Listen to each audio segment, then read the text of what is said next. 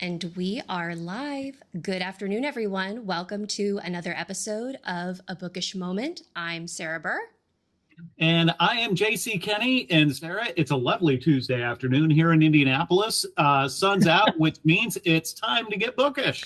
It is. And the sun is out here, although you guys probably can't tell from my fake background that I have. It's nice that we finally have sun. It's been, I've been in rain for 2 weeks.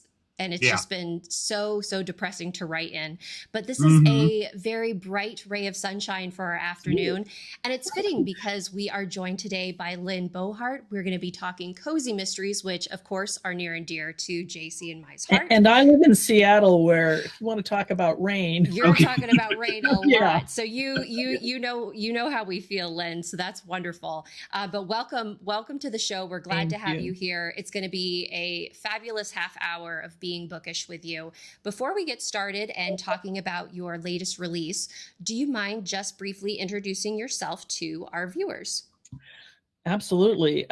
So I spent 35 plus years as a nonprofit executive. So my most recent job up here in the Northwest was 12 years running a community foundation. So I've worked with hospitals and all sorts of nonprofit agencies. And when I retired formally in 2018, I had already published. I'm a self-published author, and I'd already published several books.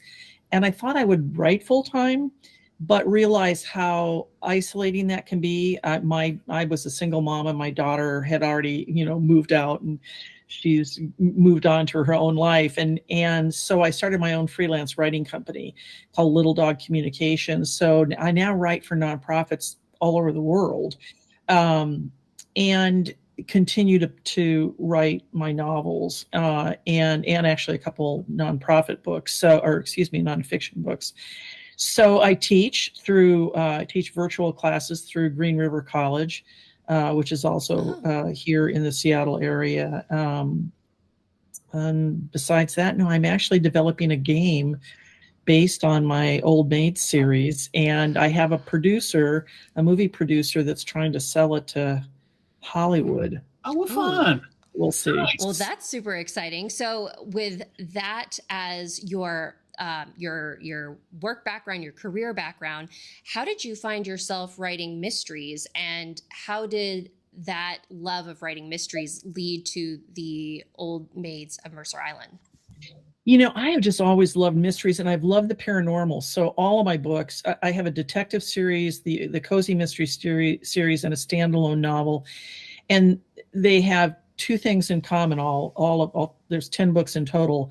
They all have paranormal. They're all mysteries, and they all have dogs in them, because I'm devoted to dogs, and all different dogs. But it's funny because I've never enjoyed putting puzzles together, like table puzzles, but I love the concept of puzzles and figuring things out. And I think that's what's always drawn me to mysteries. So it's basically what I've always read and watched. And, at some point in time, I guess I thought I could write one, even though, they say write what you know. Clearly, I have never killed anybody. I just want that on the record. But I took many, many years ago, I took a ghost story writing weekend with an author that I actually subsequently became friends with. And at the end of the weekend, we all had to write short stories. And she came up to me, she said, Lynn, that story could be published. This is probably 18 years ago now. And I just drove home with the biggest head thinking, oh my God, I wrote a good short story. I could probably write a novel. It's just like, for those of us who have written novels, that's just such a ridiculous idea because it's so complex compared to a short story. But that's how I started. I mean, that's how I just sort of jumped in and then realized, oh, there's a lot more to this than I thought there was. And then I had to start going to conferences and taking classes. I have a master's degree in theater, so I'm steeped in the 3-act play structure. And my graduate degree is in directing. I love to tell people what to do. So, so I love moving my characters around, and I'm very visual. So I see everything in my head as a movie. So I felt like I kind of had a step up maybe from some other people, but I still had a lot to learn, and I'm still learning.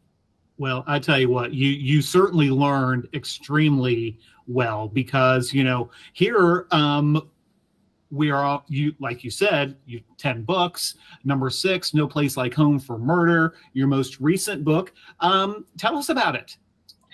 Well, the Old Maids of Mercer Island series, because I had written my detective, I had started my detective series first, and I think I got kind of, again, like kind of one step ahead of myself, because I was reading Janet Ivanovich and thinking, God, I could do that snarky attitude. I mean, So I just started writing a couple of chapters with these older women, kind of a cozy mystery flair to it. My critique group loved it, but I had no story. I mean, I didn't have a concept. And it wasn't until I was watching a documentary on sex trafficking that I went, that's what I want to do. And so the first book is called In Keeping with Murder. It's INN, because she runs an inn. Mm-hmm. And so I also made a decision back then that, and you guys write cozy, so cozy mysteries are typically a little vanilla, right? There's no graphic sex, violence, or bad language, but the crimes are also often kind of a little bit vanilla. And I decided to push the envelope, and I knew I was pushing the envelope. I mean, sex trafficking and black market adoption was that was the first thing that I decided to tackle. And at the time, since I did so much research and I hate sex trafficking, I decided to put a kind of a couple of paragraphs at the end about it, and telling my readers, saying, hey, look, this is an international problem. It's also right in your backyard. If you want to get involved, here's some places you can get involved. And I got really good feedback from reviewers on that. So I did it again. The second book has to do with child abuse. The third book has to do with mental health. The fourth book has to do with bullying. And the fifth book, I didn't have a social issue, but then this book is one behind me. This one is homelessness. And it's partly my nonprofit background, because I work with a number of nonprofit agencies, and there just doesn't seem to be any solution, on the table. But I also saw a documentary about, and I don't want to give anything away, that led me to the crime itself, that would use the homeless population, which of course is very vulnerable. They're throwaways to most people. And so they become the prey, the predators, and then the prey.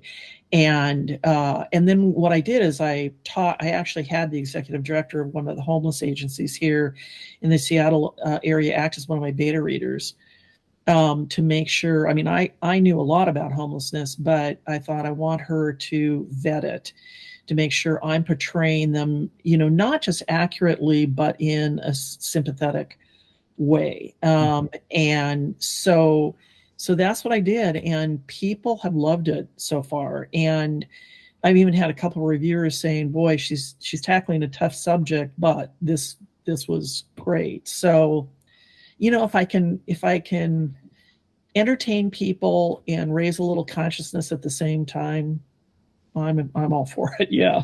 I think that's a mission and a purpose to your writing that both JC and I can very much relate to. We talk a lot about mental health in our cozies, and addressing, our main characters are put in these situations that, and they're put in these situations repeatedly that most people would never encounter in a lifetime and be able to handle in a stoic way.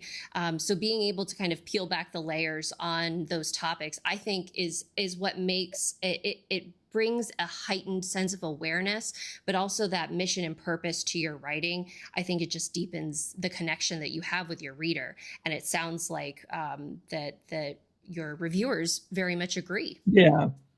Well, and my characters are 4 older women. They're all in their 60s. And I did that purposely. And they live on Mercer Island. And Mercer Island up here in the Seattle area is a very wealthy area. And so they're not faced with things like homelessness or sex trafficking every day.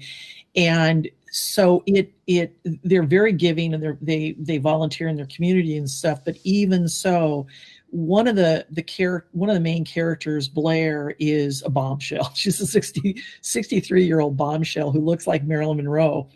And she, she's had some work done, but she keeps herself fit, and she loves men.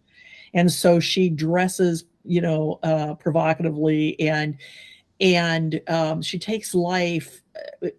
She's one of those people that my books are very slapstick humor. They're funny. They get into food fights with people, and she's usually the first one in, and she kills somebody in this book for the first time. It actually kills somebody, and it really impacts her. And at the end, I had a scene with her, the woman who usually is the bull in the china shop, really has to take a step back. But she says, I would do it again to save Julia. Julia is the main character. And any one of those people that were abducted and killed. And she said, I recognize that in the beginning, I was one of those people that looked down on them, looked down on the homeless. And now I recognize they're just people.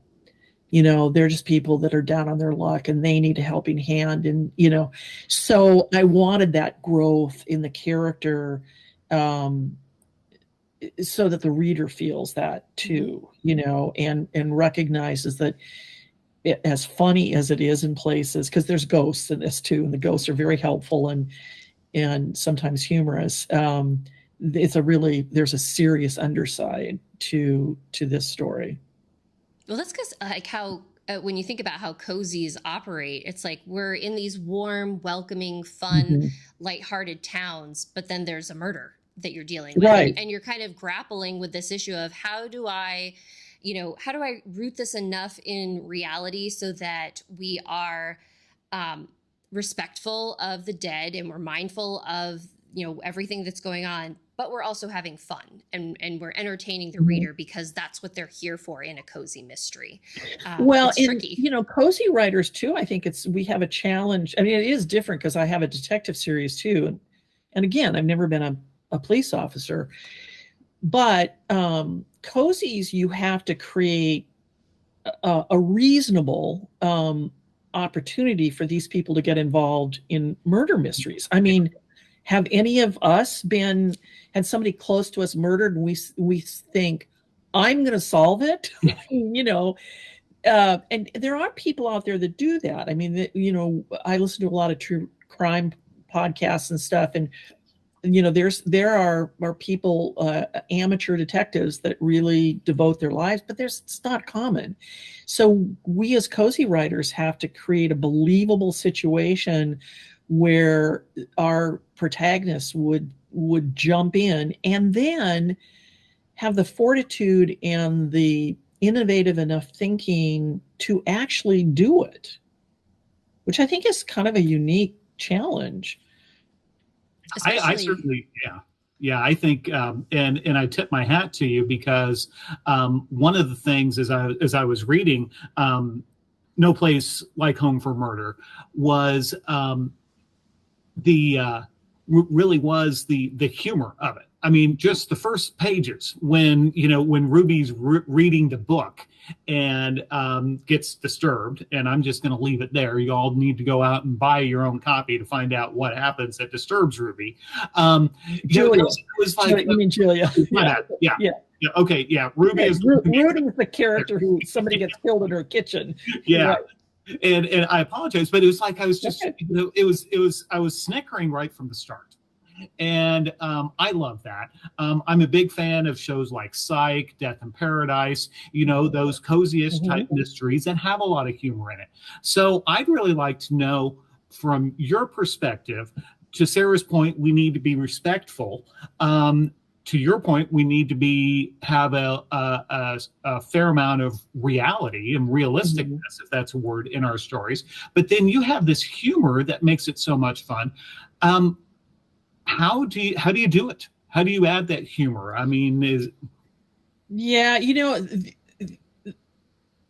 again, I took it as a challenge, with Janet Ivanovich's books, because I created a character. Julia Applegate is the protagonist, and to be honest with you, she's very much like me, other than she's a lot thinner than me.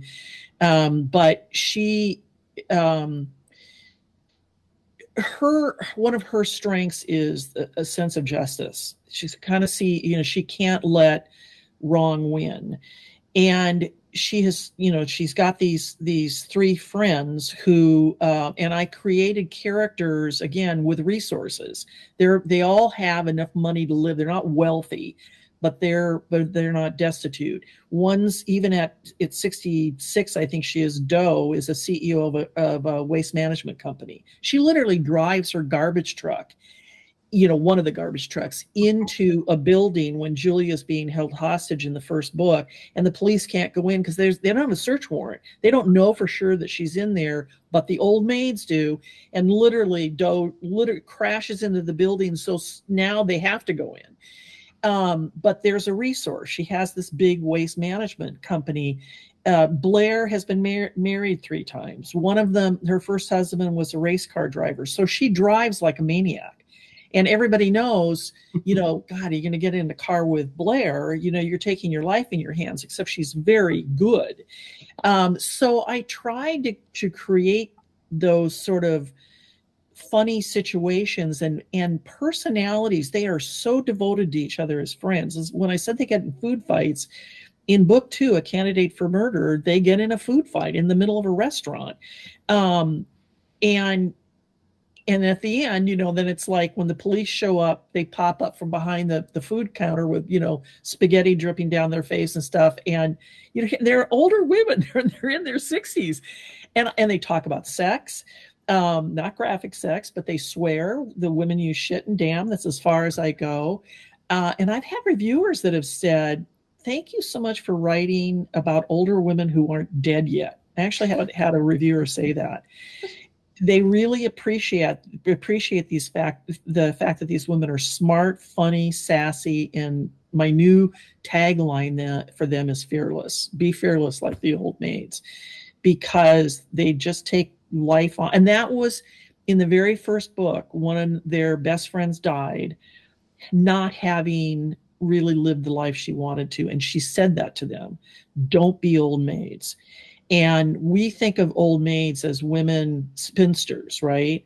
But if you look it up, it also means a secondary meaning is to live that means that you haven't lived your life to the fullest. So that's why they take that on. And so that's, kind of the underlying theme of all of it. And, I had a character who farted in the first book, and Julia just ignores it. In her head, she thinks, it's like a period to the end of the sentence, that kind of. So, I just try to put normal everyday life things in there that we would normally find funny.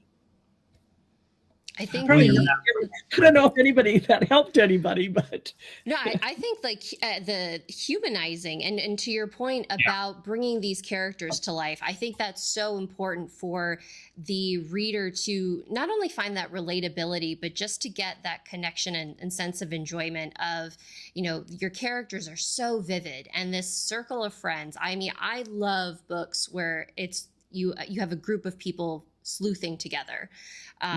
Sleuthing is more fun with friends, and I just absolutely love it. Put that on the shirt, Sarah. Yeah, very good. And I think the way that they're just so connected to each other and so ride or die is just so moving, and that you're immediately captivated by how they all are interacting together. What I'm curious is, I'm getting those impressions while I'm reading book 6. Back when you were writing book 1, did you know where you were going to go? Did you think this is just going to be, 1 book, maybe 2, maybe 3? Like, did you foresee this series becoming what it's become? No, I didn't. I mean, at the time, I probably thought maybe it would be a series, but I was so focused on just 1 book, and I had not.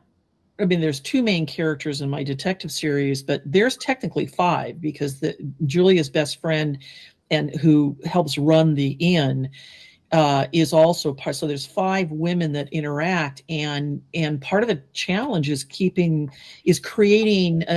separate identities to the point where nobody, they're clarified and you don't get confused. And that, my critique group helped me with that. They said you really need to work on that. So they have very distinctive personalities. They dress distinctively. They have very different almost professions. Rudy was an investigative journalist her whole life. And one of the things that Julia, Jim, when you talk about her humor, she's a woman who pratfalls not on purpose. And just funny things happen to her. And like at the end of the first book, she's thrown there. They decide to, dump the ashes of one of their friends who have died into Lake Washington, because she lived on Lake Washington and loved it. And they all say something nice, and they're out there at night. It's on Christmas Eve, and Julia takes the top of the urn off, and the other women all back up, because as soon as she does, an errant wind comes up and blows it all back in her face. Oh. And I didn't have to say anything. The point is, they knew. It's just like they knew, and they all backed out of the way. So that's kind of that, they almost finished each other's sentences, and they would do anything for each other. And that's very apparent through all 6 books. I don't know if that answers the question. No, that scene I can just picture. And to the fact that you said earlier, Lynn, that you kind of, when you're writing, you see these in your head as a movie kind of playing out. And I definitely get that from your actual writing style, where it's very vivid. You're very much in the moment with the character. You're in Julia's head, which I always love getting. I'm a huge fan of snarky comments. And I love a good snark, and her commentary that she gives alongside everything that's happening with her. Yes. I think it's just really well done, and it keeps the pacing. It keeps you centered and focused on the character and what's happening around it. And so to kind of harken back to when you were beginning this thought process of, I'm going to write a book, what were some of the steps that you took to get yourself from writing chapter 1 to writing the end? I also teach. In fact, I'm literally in the process of putting together a class I'm teaching Thursday night on the 5 do's and don'ts of writing novels. And one of the things is to, basically stick the landing at the end of the book.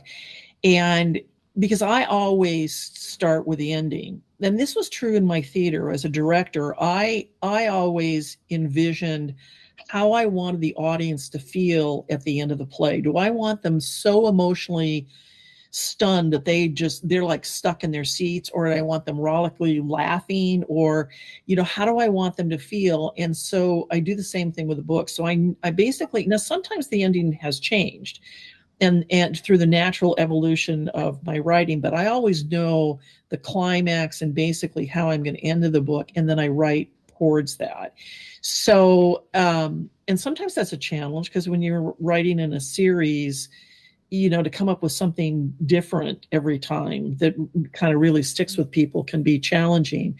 But that's how I started with In Keeping with Murder. And the very first book I wrote, Grave Doubts, I just knew it's a very paranormal book with a female protagonist. and it has this very eerie bird all the way through it that kind of represents the spirit of her best friend who was murdered. And at the very end, she sees the bird in the sky. The bird almost dips its wing, and she says goodbye to her friend. It's kind of an emotional ending. But I knew that at the end. I knew that that's what I wanted at the end. That sort of kind of wrapping up. So that's kind of how I approach it. Even though I'm a pantser, I'm not a plotter. So, but that works for me. Well, I tell you what, it works for us too, because, I haven't read the first 5 books, but book 6, fabulous. So now I know what my mission is. I also want to take a second here to say hi to our viewers, Mizan and Farmhouse Reader. Thanks for joining us. This has been an absolute blast, Lynn.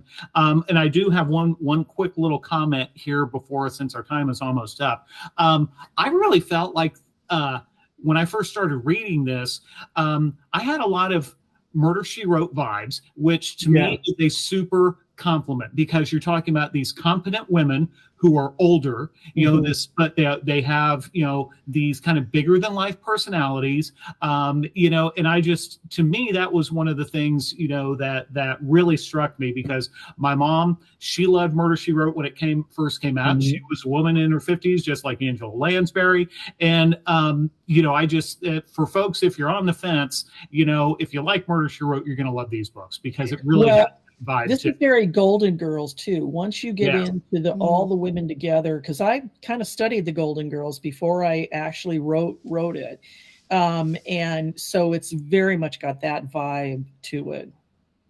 I was like, oh, like this, I love, like, this is the Golden Girls. It just has such a, it's like that again, that like camaraderie. In fact, Julia's dead mother calls her on her cell phone. It starts in the very first book, and she's very much like the older woman in the Golden Girls. She's that crotchety, very funny, but she's dead. It's all on the phone. So she's a great character that you just never see. And what you were talking about, Lynn, about starting with the end. Unfortunately for us, we've almost reached the end of our moment together. So before we part and folks go out to buy No Place Like Home for Murder, I would love to hear about what so you mentioned a class that you're doing, any events, online, blogs, websites that you can share with us that we can send our viewers to, so they can catch up with you and stay connected? I have 2 websites, one for my freelance writing, one for my author. So my author website is www.lynnbohart-author.com. And if they'd like to join my newsletter, they can just contact me through the website. And my classes I teach through Green River College in Auburn, here in the Seattle area. It's through their continuing education program. So they can just go to the Green River College website and they can be anywhere in the country and sign up for that. So I'm doing, in fact, Thursday night, doing 5 do's and don'ts of writing a novel, kind of trying to help people. Just one night, it's a 3-hour workshop, so they're actually going to write. So, well, and then along that line too, at the risk of any spoilers, are we going to see any more of The Old Maids? What do you have coming up book wise? I will be honest with you that yes, although I'm trying my hands at a horror novel right now, but at the end of this book, I set up the next book because I already know what I want the social issue to be, and that's the disappearance of Indigenous women and the fact that nobody's looking for them. So now in my head, I'm starting to craft that crime and that mystery. Well, I hope that you will you'll come back and tell us all about it when the time comes, because that I'm trying to think of the Louise Penny Still Life. Yes. And just kind of the light that shone, at least in Canada, about everything that was happening. It's such a sad. It's an egregious thing that has happened and is still happening, that is just mind blowing that there's not more awareness about it. So that definitely seems like, you know, a cause that we would very much be interested in learning more about and seeing how the old maids will what trouble they'll find themselves in this time around. Yes, and along with their ghostly friends. Yes. Well, Lynn, it's been very, very delightful getting to chat with you this afternoon. Thank you so much for joining us here on A Bookish Moment. It was wonderful learning about your process, learning about your characters, and we very much hope that you will come join us for another episode in the future. Well, and I've got both of your books right in my to-do pile, so I'm looking forward to reading those as well. Thank you so much. Well, thank you. Our pleasure. Yes. And for our folks that joined us live, thank you for being here. We appreciate you tuning in. And for those of you who are catching us after the fact, we are going to be having an episode of The Bookish Hour airing this Thursday at 8 p.m. Eastern Standard Time. Our guest is Rob Sanborn. He is a friend of the show. He's coming back to talk about the third and final book in his Painted Souls series. So that should be a very thrilling conclusion for us all to witness, because we've had him for books 1, 2, and now 3. So we hope that you'll join us then. Until we all connect next time, stay bookish, everyone. Have a good rest of your afternoon.